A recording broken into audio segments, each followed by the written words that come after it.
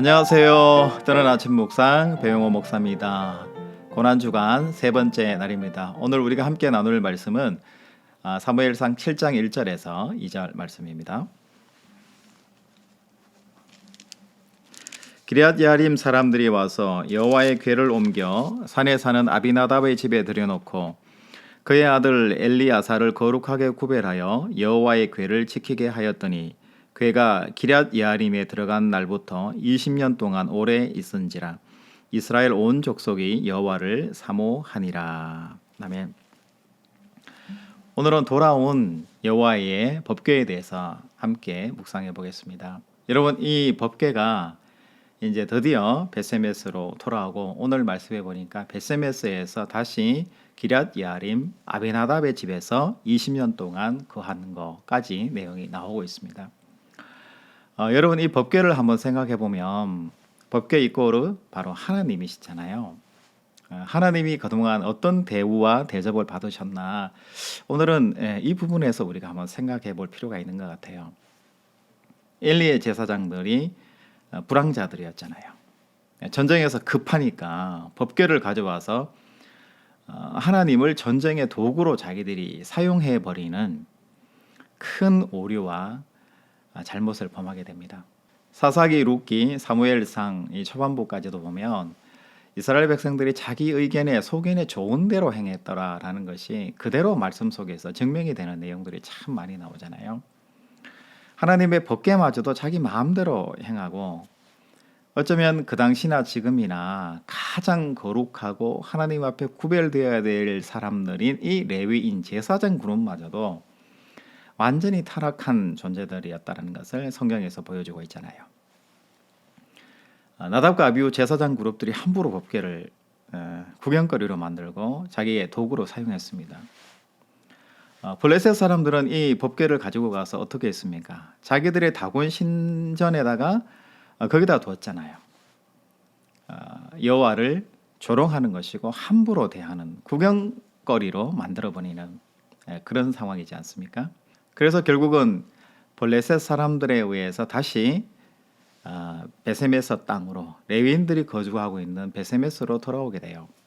그런데 오늘 성경이 읽지는 않았지만 우리 6장 뒷부분을 보면 이 베세메스 사람들이 어떻게 했습니까? 그 여호와의 법궤를 뚜껑을 열잖아요.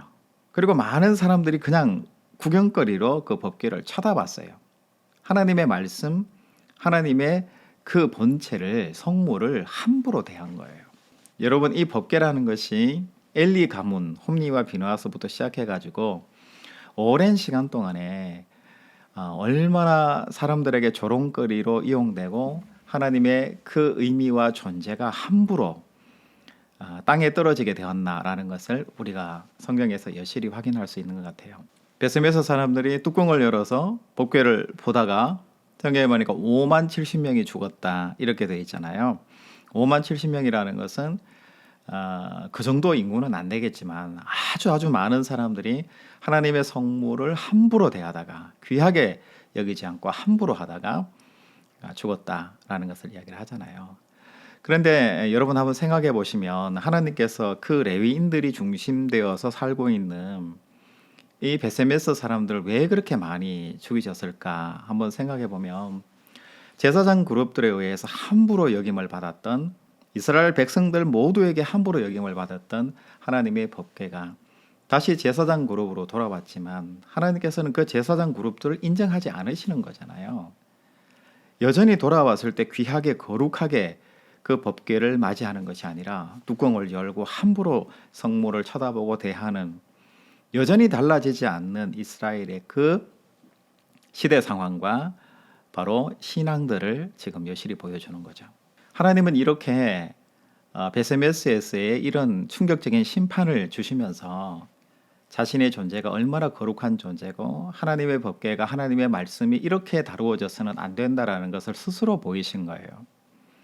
여러분, 하나님이 얼마나 처량하세요. 여기에 저기에 구경거리가 되고 조롱거리가 되고 함부로 입에 오르내리는 그런 거룩하지 않은 아무것도 가치가 없는 것처럼 하나님의 법궤, 하나님의 말씀이 이루어지게 된 거잖아요. 그러면서 이 베스메스 사람들이 죽었다는 이야기를 듣고 이 법궤를 거룩하게 모셔야 되는데 아무도 섣불리 나서지를 못하잖아요. 왜냐하면 잘못했다가는 다 죽으니까 함부로 나서지 못하는 거예요. 그러다가 선택된 백성이 있어요. 그 백성이 누구냐면 여수아 시절에 평화 우호 조약을 맺었던 기브온 사람들, 그러니까 기럇 야림 사람들, 이 사람들이 선택이 되게 된 거예요. 여러분, 선택 과정에 대해서는 구체적으로 나오지는 않지만 왜 선택이 되었을까 한번 추측을 해보면 아무도 만지려고 하지 않으니까 보온을 입었으니까, 이스라엘 백성들에게 보온을 입었으니까 너희들이 이번에는 은혜를 갚아야 된다라는 차원에서 밀어붙여 가지고 그들이 억지로 어쨌든 은혜 가운데 맡게 되었을 것 같아요. 그리고 이 사람들은 이방인 출신들이고 이제 이스라엘 백성들에게 껴서 살아가는 약한 그런 소수민족의 사람들인데 거룩하게 이 법궤를 준비를 하고 경계를 쓰면서 법궤를 아무도 만지지 못하게 만들고, 또 아미나답이라는 그 집을 선택을 하고 그 중에서 또 아들 엘리야사를 거룩한 사람으로 제사장 겸 만들어서 하나님의 법궤를 지키게 하고 거룩한 성물로 다루도록, 그렇게 20년 동안 아비나답의 집에서 법궤가 머물게 되는 거예요.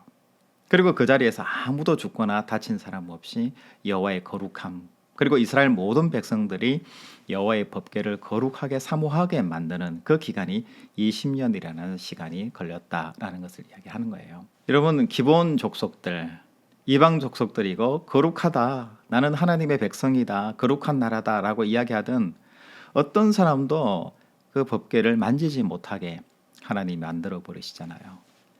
여러분, 거룩이라는 것이 뭘까요? 신분의 문제가 아니고요, 성의 문제가 아니고 젠더의 문제가 아니에요. 누구냐의 문제가 아니라 하나님 앞에 얼마나 감사함으로 은혜로 거룩함으로 내가 살아내는가, 이것이 가장 중요한 부분이라는 것을 성경에서 또한 이야기를 하잖아요. 여러분, 예수님께서 십자가에 못 박혀 돌아가실 때에 많은 군중들과 많은 이스라엘 백성들이 침을 뱉고 조롱하고 그 십자가에서 내려오라고, 이스라엘의 왕이라고, 자칭 왕이라고 그렇게 놀리면서 조롱을 일삼았던 것을 우리가 기억합니다. 예수님을 따라서 내가 제자가 되어 마지막까지 따르겠다고 했던 제자들도 모두 떠나버렸어요. 그런데 그 십자가 밑에, 그리고 부활 이전에 주님을 목격한 그 사람들은 누구였습니까?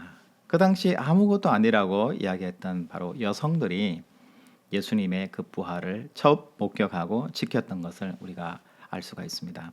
하나님은 여호와의 말씀, 이 법궤를 거룩하게 생각하고 귀하게 생각하는, 은혜로 생각하는 사람들과 함께 있기를 원하시는 거예요. 아무리 자신감 있게 이야기하고 내가 거룩하다라고, 내가 신앙이 있다고, 믿음이 있다고 외치는 것이 중요한 것이 아니라 하나님의 말씀을 작지만 지키려고 애쓰고 수고하고 자기의 가슴을 치면서 십자가 앞에 엎드리는 사람을 하나님은 사랑하시고 그와 함께 하신다라는 것을 오늘 말씀이 우리들에게 전해주고 계신 거죠. 여러분, 고난주간 벌써 세 번째 날이 되었는데요. 여러분, 오늘은 우리 죄를 위해서 한번 기도했으면 좋겠습니다. 우리 마음에, 가슴에 있는, 내가 하나님을 거부하고 하나님 말씀을 멀리했던 이스라엘 백성과 같은 이런 죄들을 가슴을 치면서 내가 하나님 앞에 조금 더 가까이, 말씀에 좀 더 가까이 가는 사람으로, 신앙인으로 살 수 있게 해달라고 여러분 함께 기도하시고 가슴을 치는 이런 하루가 됐으면 참 좋겠습니다. 여러분, 내일 또 뵙겠습니다. 샬롬.